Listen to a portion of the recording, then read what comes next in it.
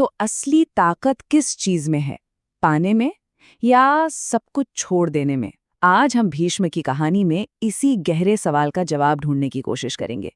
ये कहानी है एक ऐसे नायक की जिसने अपनी हर इच्छा, हर ख्वाहिश को त्याग कर खुद को इतिहास में अमर कर दिया। कहते हैं कुछ कहानियां ऐसी होती हैं जो हमारे अंदर कहीं बहुत गहरे तक उतर जाती हैं। ऐसा लगता है जैसे कोई सदियों पुरानी याद अचानक से जाग गई हो। आज हम ऐसी ही एक कहानी में उतरेंगे, एक कहानी जिसकी शुरुआत हुई थी हस्तिनापुर के तट पर। तो कहानी शुरू होती है हस्तिनापुर के राजा शांतनु से। सोचिए, एक ऐसा राजा जिसके पास सब कुछ था, वैभव, शक्ति, सम्मान, सब कुछ। लेकिन फिर भी दिल में एक अजीब सा खालीपन था, क्योंकि मन जो है वो सिर्फ धन दौलत से कहाँ भरता है। और बस यहीं प्रेम के नाम पर एक ऐसी शर्त रखी गई जिसने आने वाली पूरी कहानी की, उस त्रासदी और त्याग की नींव रखती। है ना अजीब बात? प्रेम में रखी शर्तें शुरुआत में बोझ नहीं लगती, पर कभी-कभी हमारा पूरा जीवन ही उन्हीं शर्तों में बंध कर रह जाता है। और फिर जो हुआ वो उस अपार पीड़ा को दिखाता है जो शांतनु ने सही। एक एक करके 7 बेटे हुए, और हर बार गंगा ने उस नवजात शिशु को उसी नदी की धारा में बहा दिया। शांतनु देखते रहे, अपनी प्रतिज्ञा में बंधे हुए, पर उनका मौन अब एक ज्वालामुखी बन रहा था।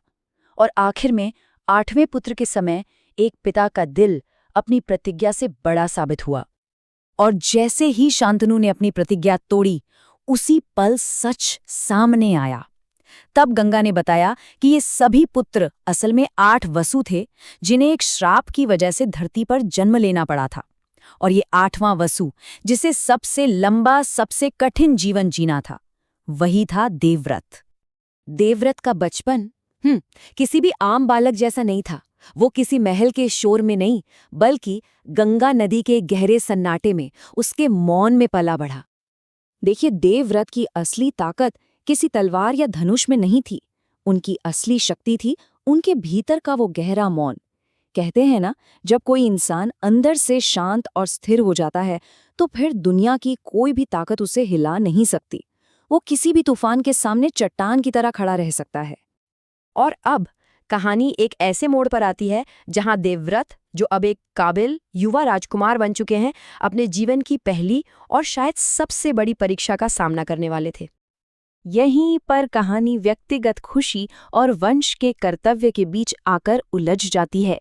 शांतनु के लिए ये एक नामुमकिन चुनाव था। वो अपना प्रेम चुने या अपने उस दिव्य पुत्र का भविष्य। राजा के इस दिल तोड़ने वाली कश्मकश ने उन्हें एकदम खामोश कर दिया। वो चुप रहने लगे, किसी से बात नहीं करते थे।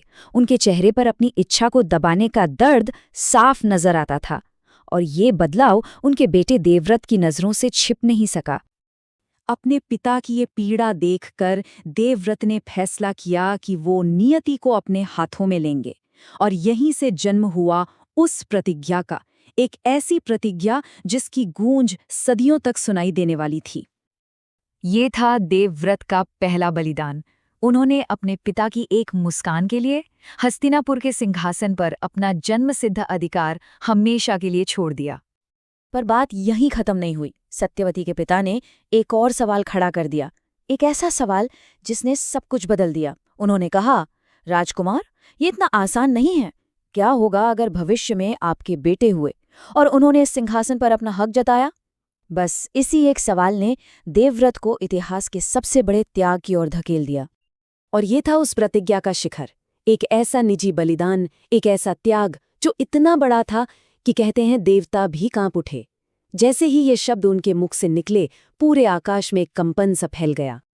और उसी क्षण आकाश से देवताओं ने घोषणा की, अब ये देवव्रत नहीं, भीष्म है, यानी जिसने भीषण प्रतिज्ञा ली हो।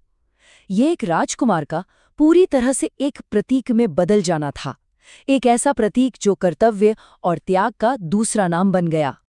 भीष्म की प्रतिज्ञा ने उनकी कहानी को खत्म नहीं किया, बल्कि असल में यहीं से उनकी कहानी को एक नई परिभाषा मिली। उनका पूरा जीवन ही सेवा का एक यज्ञ बन गया। और ये दिखाता है कि कैसे भीष्म हस्तिनापुर की वो नींव बन गए, वो अटूट स्तंभ बन गए जो कभी हिला नहीं। पहले उन्होंने सत्यवती के बेटों चित्रांगद और विचित्रवीर्य का पालन पोषण किया। फिर वो अगली पीढ़ी धृतराष्ट्र, पांडु और विदुर के मार्गदर्शक बने और आखिर में पितामह के रूप में उन्होंने कौरवों और पांडवों दोनों को रास्ता दिखाया। सोचिए, पीढ़ी दर पीढ़ी उन्होंने सिर्फ सेवा की, सिर्फ रक्षा की। आज की दुनिया को अगर देखें तो ये चीजों को पाने की, हासिल करने की दौड़ और शोर से भरी हुई है ना? लेकिन ये कहानी हमें भीष्म की उस शांत शक्ति की याद दिलाती है जो त्याग में छुपी थी।